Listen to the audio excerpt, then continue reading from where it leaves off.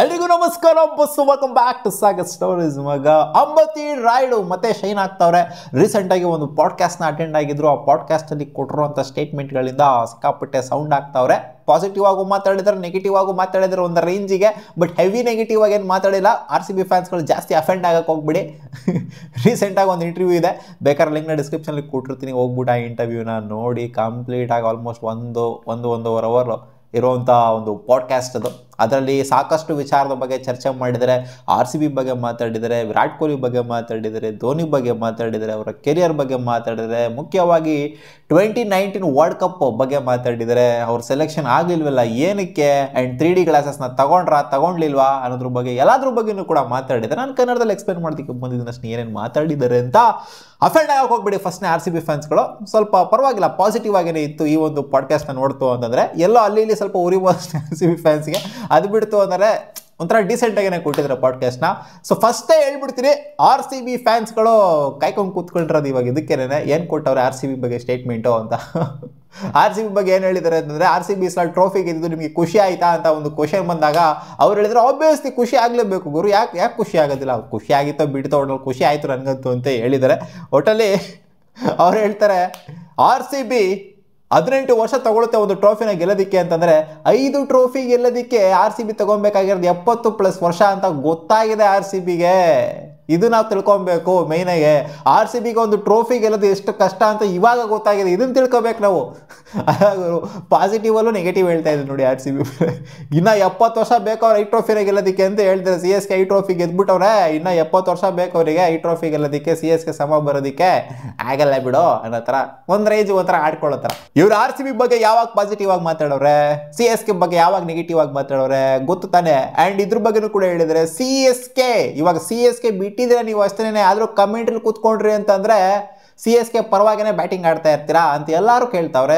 ಏನಕ್ಕೆ ಏನು ಹೇಳ್ತೀರಿ ಅದು ಕೂತ್ರ ಅಂತ ಕೇಳಿದಾಗ, ಜನಗಳಿಗೆ ಬಾಯಿ ಮುಚ್ಚಕ್ಕಾಗಲ್ಲ ಗುರು. ಜನ ಹೆಂಗಿದ್ರು ಮಾತಾಡ್ತಾರೆ, ನಾನು ಬಯಾಸ್ ಆದರೂ ಮಾತಾಡ್ತಾರೆ, ಅನ್ಬಯಾಸ್ಟ್ ಆಗಿದ್ರು ಮಾತಾಡ್ತಾರೆ. CSK ಪರವಾಗಿ ಮಾತಾಡ್ತಿದ್ದೀನಿ ಅಂತಲೇ ಹೇಳ್ತಾರೆ.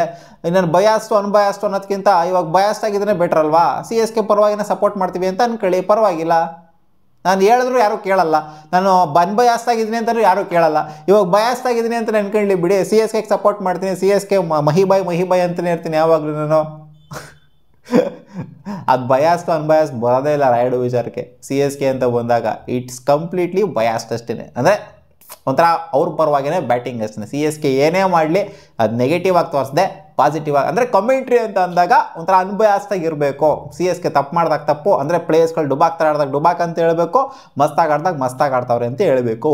ಬಟ್ CSKನ ಕೆಲವೆಡೆ ಹಾಕೋದೇ ಇಲ್ಲ ರಾಯ್ಡು, ಹಂಗೆ ಎಲಿವೇಶನ್ ಕೊಟ್ಕೊಂಡು ಎತ್ಕೊಂಡು ಹಂಗೆ ಹೋಯ್ತಾ ಇರ್ತಾರೆ. ಸೊ ಸಾಕಷ್ಟು ವಿಚಾರದ ಬಗ್ಗೆ ಚರ್ಚೆ ಆಗಿದೆ. ವಿರಾಟ್ ಕೊಹ್ಲಿ ಅವ್ರ ಬಗ್ಗೆನೂ ಕೂಡ ಮಾತಾಡಿದ್ದಾರೆ. ವಿರಾಟ್ ಕೊಹ್ಲಿ ಅವರು ಏನು ಮಾಡಿದ್ದಾರೆ ಇಂಡಿಯನ್ ಕ್ರಿಕೆಟಿಗೆ ಅಂತ ಕೇಳಿದಾಗ, ವಿರಾಟ್ ಕೊಹ್ಲಿ ಸಾಕಷ್ಟು ಮಾಡಿದ್ದಾರೆ. ಇನ್ನು 100 ವರ್ಷ ಇಂಡಿಯನ್ ಕ್ರಿಕೆಟು ಎತ್ಕೊಂಡು ಹೋಗೋ ಥರ ಮಾಡಿದರೆ ವಿರಾಟ್ ಕೊಹ್ಲಿ. ಯಾಕೆಂತಂದರೆ ಸ್ಕಿಲ್ ಸಪ್ರೇಟು, ಪ್ಲೇಯರ್ಸ್ಗಳಿಗಂತೂ ಇದ್ದೇ ಇರುತ್ತೆ ಸ್ಕಿಲ್ ಜೊತೆಗೆ ಫಿಟ್ನೆಸ್ ಕಲ್ಚರ್ನ ತೊಗೊಂಬಂದ್ರು ಇಂಡಿಯನ್ ಕ್ರಿಕೆಟಿಗೆ, ಅದು ವಿರಾಟ್ ಕೊಹ್ಲಿ. ಅಲ್ಲಿಂದ ಒಂದು ರೆವಲ್ಯೂಷನ್ ಆಗೋಗ್ಬಿಡ್ತು ಇಂಡಿಯನ್ ಕ್ರಿಕೆಟಲ್ಲಿ. ಇನ್ನು 100 ವರ್ಷ ಇಂಡಿಯಾನ ಮುಟ್ಟಕ್ಕಾಗಲ್ಲ ಯಾರನ್ನೂ ಕೂಡ, ಆ ಥರ ಇವಾಗ ಇಂಡಿಯನ್ ಕ್ರಿಕೆಟ್ ಇದೆ. ಅದು ಕಾರಣನೇ ಒಂಥರ ವಿರಾಟ್ ಕೊಹ್ಲಿ ಮೇಯ್ನ್ ಬುನಾದಿ ಬಿದ್ದಿದ್ದು ಫಿಟ್ನೆಸ್ಸಿಗೆ. ಹೌದು, ಸ್ಕಿಲ್ ಇದ್ದೇ ಇರುತ್ತೆ, ಅದಕ್ಕೆ ಫಿಟ್ನೆಸ್ ಬಿತ್ತು ಅಂತಂದರೆ ಇನ್ನೂ ಅಡಿಷ್ನಲ್ ಎಬಿಲಿಟಿ ಪ್ಲೇಯರ್ಗೆ ಇನ್ನೂ ಡೆವಲಪ್ ಆಗುತ್ತೆ. ವಿರಾಟ್ ಕೊಹ್ಲಿ ಸಖತ್ತಾಗಿ ಅದನ್ನು ಬಿಲ್ಡ್ ಮಾಡಿದ್ರು ಇಂಡಿಯನ್ ಕ್ರಿಕೆಟಲ್ಲಿ ಅಂತ ಹೇಳಿದ್ದಾರೆ. ಆ್ಯಂಡ್ ವಿರಾಟ್ ಕೊಹ್ಲಿ ಅವರ ಫೇವ್ರೆಟ್ ಇನ್ನಿಂಗ್ಸ್ ಇವ್ರಿಗೆ ಯಾವುದು ಅಂತ ಅಂದರೆ, ವಿರಾಟ್ ಕೊಹ್ಲಿ ಅಗೇನ್ಸ್ಟ್ ಪಾಕಿಸ್ತಾನ್ ಇನ್ ಮೆಲ್ಬೋರ್ನ್. ಯಾರಿಗೆ ತಾನೇ ಇಷ್ಟ ಇಲ್ಲ ಗುರು, 8 ಬಾಲ್ಗೆ 28 ಬಂದಂಥದ್ದು. ಹ್ಯಾರಿಸ್ ರಾಫ್ಗೆ ಹೊಡಿತಾರಲ್ಲ ಸ್ಟ್ರೈಟಾಗಿ ಒಂದು 6, ಅದು ನನ್ನ ಫೇವ್ರೆಟ್ ಶಾಟು. ಯಾರು ಕೂಡ ಆ ಥರ ಶಾಟ್ನಂತೂ ಹೊಡೆಯೋಕ್ಕೆ ಆಗೋದಿಲ್ಲ. ಸೊ ಆ ಥರ ವಿರಾಟ್ ಕೊಹ್ಲಿನೂ ಕೂಡ ಮತ್ತೆ ಬಂದರೆ ಆ ಶಾಟ್ನ ಹೊಡೆಯೋಕ್ಕಾಗಲ್ಲ, ಆ ಥರ ಶಾಟ್ ಅದು ನನ್ನ favourite shot. And favourite innings of Virat Kohli ಅಂತಂದರೆ ಅದು ಮೆಲ್ಬೋರ್ನಲ್ಲಿ ಆಡಿದ್ದು ಅಂತ ಒಪ್ಕೊಂಡಿದ್ರು. ಯಾರು ತಾನೇ ಒಪ್ಕೊಳ್ಳಲ್ಲ ಗುರು, ಕಣ್ಮುಂದೆ ಕಟ್ತಂಗೆ ಇರುತ್ತೆ ಅದು. ಹ್ಯಾರಿಸ್ ರಾಫ್ಗೆ ಹೊಡೆದಿದ್ದವನ ಅಜ್ಜಿ ಹಾಕೊಂಡು. CSK ಆ್ಯಂಡ್ MI ಕಲ್ಚರ್ ಬಗ್ಗೆ ಮಾತಾಡಿದ್ದಾರೆ. CSK ನಿಮಗೆ ಇವಾಗ ಕೆರಿಯರ್ ಎಂಡ್ ಆಗುವಂಥ ಟೈಮಲ್ಲಿ ನೀವು ಜಾಯ್ನ್ ಆಗಿದ್ದು. ಮುಂಬೈಯಲ್ಲಿ ಸಾಕಷ್ಟು ವರ್ಷ ಆಡಿದ್ರ, ಎರಡೂ ಕಡೆಯಿಂದನೂ ಕೂಡ 6 ಟ್ರೋಫಿ ಗೆದ್ದಿದ್ದೀರಾ. 6 trophy just Rohit Sharma and Ambati Rayudu ಇಬ್ಬರೇ ಪ್ಲೇಯರು ಗೆದ್ದಿರುವಂಥದ್ದು, ಅಂದರೆ ಕಂಬೈಂಡ್ ಆಗಿ. ಸೊ ನೀವಿಬ್ಬರೇ ಪ್ಲೇಯರ್ ಗೆದ್ದಿದ್ರಲ್ಲ, ಹೆಂಗನ್ನಿಸ್ತಾ ಇದೆ ನಿಮಗೆ? ಮುಂಬೈಯಲ್ಲಿರೋವಂಥದ್ಕೂ ಸಿ ಎಸ್ ಕೆ ಇರೋದಕ್ಕೂ ಏನು ಡಿಫ್ರೆನ್ಸ್ ಅಂತ ಕೇಳಿದಾಗ ಮುಂಬೈಯಲ್ಲಿ ಅಂದರೆ ಕಲ್ಚರು ಸಿಕ್ಕಾಪಟ್ಟೆ ಚೆನ್ನಾಗಿದೆ. ಮುಂಬೈಯಲ್ಲೂ ಅಷ್ಟೇ ಸಿ ಎಸ್ ಕೆಲ್ಲೂ ಅಷ್ಟೇ ಕಲ್ಚರು ಮೇಯ್ನಾಗೆ ಕನ್ಸಿಸ್ಟೆನ್ಸಿ ಜೊತೆಗೆ ಕಲ್ಚರ್ ಅನ್ನೋದು ಸಾಕಾಗಿದೆ. ಅದಕ್ಕೋಸ್ಕರ ಇಷ್ಟೊಂದು ಟ್ರೋಫಿ ಎರಡು ಟೀಮು ಕೂಡ ಗೆಲ್ಲೋದಕ್ಕೆ ಆಗಿರೋದು. ಇಲ್ಲಿ ಮುಂಬೈಯಲ್ಲಿ ಲಿಬ್ರಲ್ ಆಗಿ ಬಿಡ್ತಾರೆ ಪ್ಲೇಯರ್ಗಳನ್ನ, ನೀನು ಏನು ಮಾಡ್ತೀವೋ ಮಾಡು ಅನ್ನೋ ಥರ ಬಿಡ್ತಾರೆ. ಬಟ್ ಇಲ್ಲಿ ಸಿ ಎಸ್ ಕೆಲಿ ನಿಮ್ಮ ಮೇಲೆ ನಂಬಿಕೆ ಇಡ್ತೀವಿ ನಾವು ಅಂತ ಹೇಳ್ತಾರೆ. ನೀವೇನು ಮಾಡ್ತಿರೋ ಮಾಡಿ ನಿಮ್ಮ ಮೇಲೆ ನಾವು ನಂಬಿಕೆ ಇಡ್ತೀವಿ ಅಂತ ಹೇಳ್ತಾರೆ. ಸೊ ಅದಕ್ಕಿಂತ ಜಾಸ್ತಿ ಸಿ ಎಸ್ ಕೆ ಕೊಡ್ತಾರೆ. ಬೇರೆ ಟೀಮ್ಗಳಲ್ಲಿ ನೀವು ಇಷ್ಟೇ ಹಿಂಗೆ ನೀವು ಇದೇ ಮಾಡಬೇಕು ಅಂತ ಫಿಟ್ ಮಾಡಿಬಿಡ್ತಾರೆ ಪ್ಲೇಯರ್ಗಳನ್ನ, ಅವರಿಗೆ ಫ್ಲೆಕ್ಸಿಬಿಲಿಟಿ ಅನ್ನೋದು ಕೊಡೋಲ್ಲ. ಮುಂಬೈಯಲ್ಲಿ ಫ್ಲೆಕ್ಸಿಬಿಲಿಟಿ ಕೊಡ್ತಾರೆ. ಫ್ಲೆಕ್ಸಿಬಿಲಿಟಿ ಸಿ ಎಸ್ ಕೆಲ್ ಇನ್ನೂ ಜಾಸ್ತಿ ಕೊಡ್ತಾರೆ. ಜೊತೆಗೆ ನಿಮ್ಮ ಮೇಲೆ ನಂಬಿಕೆ ಇಟ್ಟಿದ್ದೀವಿ ಅನ್ನೋ ಭರವಸೆನ ನಾವು ಇಟ್ಟಿದ್ದೀವಿ ಅನ್ನೋ ಒಂದು ಕಾನ್ಫಿಡೆನ್ಸ್ನ ಅವ್ರನ್ನೇ ಬಿಲ್ಡ್ ಮಾಡಿಬಿಡ್ತಾರೆ. ಒಂಥರ ಫ್ಯಾಮಿಲಿ ಥರ ಟ್ರೀಟ್ ಮಾಡ್ತಾರೆ. ಆದ್ದರಿಂದ ಮುಂಬೈಗಿಂತ ಸಿ ಎಸ್ ಕೆನೇ ಬೆಟರ್ ಅನ್ಸುತ್ತೆ. ಒಟ್ಟಲ್ಲಿ ಎರಡು ಫ್ರಾಂಚೈಸ್ ಯಾವ್ದಾದ್ರು ಬೆಟರ್ ಇದೆ ಅಂತಂದರೆ IPL ಅದು ಸಿ ಎಸ್ ಕೆ ಮತ್ತು ಮುಂಬೈ ಅಂತಲೇ ಹೇಳಿದ್ದಾರೆ. IPL 2026ಗೆ ಅವರ ಟಾಪ್ 4 ಟೀಮ್ಸ್ನ ಹೇಳಿದ್ದಾರೆ. 4 ಟೀಮು ಇವ್ರು ನನ್ನ ಪ್ರಕಾರ ಪ್ಲೇ ಆಫ್ಸ್ಗೆ ಹೋಗ್ಬೋದು ಅಂತ. ಅದೇ RCB, Mumbai, CSK and KKR ಈ 4 ತಂಡಗಳು ಹೋಗ್ತವೆ. RCB ಮತ್ತು ಮುಂಬೈ ಫೈನಲ್ಗೆ ಬರುತ್ತೆ. ಮುಂಬೈ ಗೆಲ್ಲುತ್ತೆ ಅಂತ ಹೇಳಿದ್ದಾರೆ. ನಕ್ಕೊಂಡು ಹೇಳಿದ್ದಾರೆ RCB ಗೆಲ್ಲಲ್ಲ ಮುಂಬೈ ಗೆಲ್ಲುತ್ತೆ ಅಂತ. ಹೆಂಗೆ ಹೇಳ್ತಾರೆ ಗುರು, ಅಲ್ಲಿ 70 ವರ್ಷ ಬೇಕು ಅಲ್ಲಿ RCBಗೆ ಈ ಟ್ರೋಫಿ ಗೆಲ್ಲೋದಕ್ಕೆ ಅಂತ ಹೇಳಿದ್ರು. ಪಕ್ಕದಲ್ಲೇ ಹೊಡೆದ್ಬಿಡುತ್ತೆ RCB ಟ್ರೋಫಿ ಅಂತ ಹೇಳೋಕ್ಕಾದ್ರೂ ಆಗುತ್ತಾ? ಒಟ್ಟಲ್ಲಿ ಫೈನಲ್ಗೆ ಬರುತ್ತೆ ಅಂತ ಅವರು ಹೇಳಿದಾರಲ್ಲ. CSK ಫೈನಲಿಗೆ ಕರೆಸಿಲ್ವಲ್ಲ, CSK ಟ್ರೋಫಿ ಮತ್ತೊಂದೊಮ್ಮೆ ಕೊಟ್ಟಿಲ್ವಲ್ಲ, ಅದು ಖುಷಿ ಪಡಬೇಕು ಅಷ್ಟೇ. ಆ್ಯಂಡ್ ಜಗಳದ ಬಗ್ಗೆ ಮಾತಾಡಿದರೆ ಇವರ ಹರ್ಭಜನ್ ಸಿಂಗ್ನ ಜಗಳ ಮುಂಬೈಯಲ್ಲಿ ಇದ್ದಾಗ ಆದಂಥದ್ದು. ಅದು ಜಸ್ಟು ಒಂಥರ ಮಿಸ್ಕಮ್ಯುನಿಕೇಷನ್ ಆಗಿತ್ತು ಅಷ್ಟೇ. ನನಗೂ ಗೊತ್ತಿಲ್ಲ, ಅವ್ರಿಗೂ ಗೊತ್ತಿಲ್ಲ. ಆ ಜಗಳ ಹಂಗೇ ಸ್ಟಾರ್ಟ್ ಆಗೋಗ್ಬಿಡ್ತು. ನಾನು ಅಪಾಲಜೈಸ್ ಮಾಡಿದೆ, ಅವರು ಕೂಡ ಅಪಾಲಜೈಸ್ ಮಾಡಿದ್ರು. ಅದನ್ನ ಅಲ್ಲಿಗೆ ಬಿಟ್ವಿ. ಆ್ಯಂಡ್ ಕೆವಿನ್ ಪೀಟರ್ಸನು 2024 IPL ಟೈಮಲ್ಲಿ ಇವ್ರನ್ನ ಜೋಕರ್ ಅಂತ ಕರೆದಿದ್ರು ಫೈನಲ್ ಟೈಮಲ್ಲಿ. ಆ ಜೋಕರ್ ಅನ್ನೋದು ಇವಾಗಲೂ ಕೂಡ ಜನರು ಈ ಜೋಕರ್ ರೈಡು ಎಸ್ಪೆಷಲಿ RCB ಫ್ಯಾನ್ಸ್ಗಳು ರೈಡು ಜೋಕರ್ ನನ್ನ ಮಗ ಅದು ಇದು ಅಂತ ಎಲ್ಲ ಅಂತಿರ್ತಾರೆ. ಸೊ ಜೋಕರ್ ಅಂತ ಸಿಕ್ಕಾಪಟ್ಟಿ ಟ್ರೆಂಡ್ ಆಗೋಗ್ಬಿಡ್ತು ಕೆವಿನ್ ಪೀಟರ್ಸನ್ ಕರೆದಿದ್ದು. ನನಗೆ ಅವಾಗ ಒಂಥರ ಆ ಟೈಮಲ್ಲಿ ನಾನು ಆ ಕಮೆಂಟ್ರಿನ ಎತ್ತಿ ಹಿಡಿಬೇಕಾಗಿತ್ತು. ನಾನಲ್ಲಿ ಏನು ಬೇಕಾದ್ರೂ ಹೇಳಿರ್ಬೋದಾಗಿತ್ತು. ನೀನು RCB ಆಡಿದ್ದೆ, ಅಮಿಕಾಂಗ್ ಕೂತ್ಕೊಳ್ಳ, ಅಯ್ಯೋ ಎಷ್ಟು ಹೊಡೆದಿದ್ದೆ ನೀನು RCBಗೆ ಅಲ್ಲಿ ರನ್ಸ್ಗಳನ್ನ. 2-3 ವರ್ಷ RCB ಆಡಿದ್ದೆ ಕೆವಿನ್ ಪೀಟರ್ಸನ್, ನೀನು ಕಿತ್ಗೂಡೆ ಹಾಕಿದ್ಯಾ ನೀನು, ನಾನು ಇಲ್ಲಿ 6 ಟ್ರೋಫಿನ ಗೆದ್ದಿದ್ದೀನಿ ಗೊತ್ತಾ ನಿನಗೆ, ಏನು ಜೋಕರ್ ಅಂತ ಕರೀತೀಯಾ ಅಂತ ನಾನು ಅಂದಿರ್ಬೋದಾಗಿತ್ತು ಆ ಟೈಮಲ್ಲಿ. ಬಟ್ ನಾನು ಕಮೆಂಟ್ರಿನ ಹಾಳು ಮಾಡೋದಕ್ಕೆ ಇಷ್ಟಪಡ್ತಾಯಿರಲಿಲ್ಲ. ನನಗೆ ಯಾವ ಮನಸ್ಥಿತಿ ಇರಲಿಲ್ಲ. ಅದಕ್ಕೋಸ್ಕರ ನಾನು ಆ ಲೆವೆಲಿಗೆ ಇಳಿಲಿಲ್ಲ ಅನ್ನೋ ಥರ ಹೇಳಿದರೆ. ಒಟ್ಟಲ್ಲಿ ಜೋಕರ್ ಅನ್ನೋದು ಸಿಕ್ಕಾಪಟ್ಟೆ ಟ್ರೆಂಡ್ ಆಯಿತು. ಆ್ಯಂಡ್ 2019 ಬಗ್ಗೆ ಮಾತಾಡ್ತಾ 2019 ವರ್ಲ್ಡ್ ಕಪ್ಗೆ ಇವ್ರು ಯಾಕೆ ಸೆಲೆಕ್ಟ್ ಆಗಿಲ್ಲ ಅಂತ ಕೇಳಿದಾಗ ಅದು ನನ್ನನ್ನೇ ಗುರು ಕೇಳ್ತೀರ ನೀವು. ಸೆಲೆಕ್ಟರ್ಸ್ನ ಕೇಳಿ, ವಿರಾಟ್ ಕೊಹ್ಲಿ ಕ್ಯಾಪ್ಟನ್ ಕೇಳಿ, ರವಿ ಶಾಸ್ತ್ರಿನ ಕೇಳಿ, ಅವ್ರನ್ನ ಕೇಳಿ, ಟೀಮ್ ಮ್ಯಾನೇಜ್ಮೆಂಟ್ನ ಕೇಳಿ, ಎಲ್ಲರನ್ನೂ ಕೇಳಿ.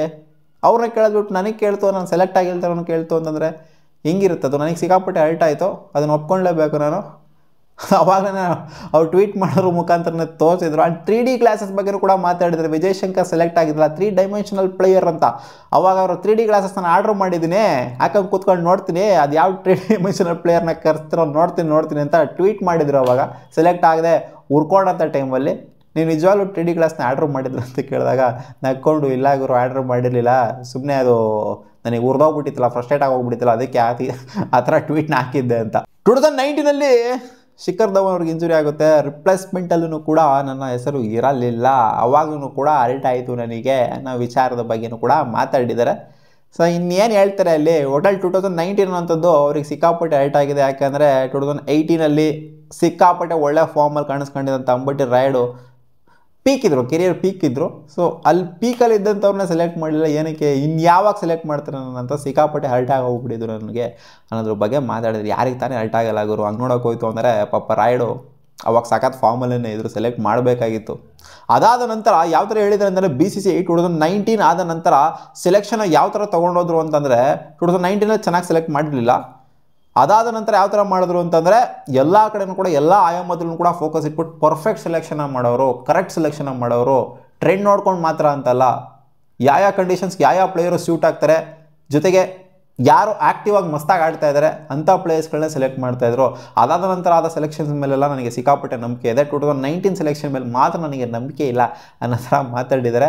ಆ್ಯಂಡ್ ರ್ಯಾಪಿಡ್ ಫೈರಲ್ಲಿ AB de Villiers and Suryakumar Yadav ಯಾರು ಬೆಟರ್ ಅಂತ ಬಂದಾಗ AB de Villiers ಅಲ್ಲ ಸೂರ್ಯಕುಮಾರ್ ಯಾದವ್ ಬೆಟರು ಅಂತ ಚೂಸ್ ಮಾಡಿದ್ರು. ಅಲ್ಲಾಗಿರು ಕಣ್ಣು ಮುಚ್ಕೊಂಡು ಯಾವ ಮಗನಾದ್ರು AB de Villiers ಮತ್ತು ಸೂರ್ಯಕುಮಾರ್ ಯಾದವ್ ಕಂಪ್ಯಾರಿಸನ್ ಅಂತ ಬಂದಾಗ ಕಣ್ಣು ಮುಚ್ಕೊಂಡು ಯಾವ ಮಗನಾದರೂ ಹೇಳ್ತಾನೆ ಇಟ್ಸ್ AB de Villiers ಅಂತ.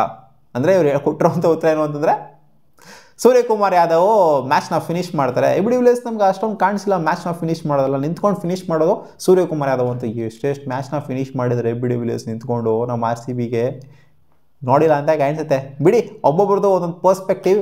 ಸೊ ಈ ಥರ RCB ಅಗೇನ್ಸ್ಟ್ ನೋಡಿ, ಇವಾಗ ಈ ಥರ ಒಂಥರ ನೋಡಿ, ಮುಂಬೈಗೆ ಫೇವ್ರೇಟ್ ಆಗುವಂಥದ್ದು, CSK ಇದ್ದಾಗ CSKಗೆ ಫೇವ್ರೇಟ್ ಆಗುವಂಥದ್ದು, ಇದೆಲ್ಲ ಒಂಥರ ಅನ್ಬಯಾಸ್ಡ್ ಇದು. ಸರ್ ಇದು ಬಯಾಸ್ಟ್ ಉತ್ತರ ಕೊಡ್ತಾರಲ್ಲ, ಅವಾಗ RCB ಫ್ಯಾನ್ಸ್ಗಳಿಗೆ ಹುರಿದೋಗ್ಬಿಡೋದು. ಯಾವ ಮಗನಾದ್ರು ಬೇಕಾದ್ರೆ ಸೂರ್ಯಕುಮಾರ್ ಅವನೇ ಕೇಳ್ರಿ, ಬೇಕಾದ್ರೆ ಎ ಬಿ ಡಿವಿಲಿಯರ್ಸೇ ಅನ್ನೋದಲ್ಲಿ. ಬಿಡಿ, ಏನು ಹೇಳೋಕ್ಕಾಗೋದಿಲ್ಲ.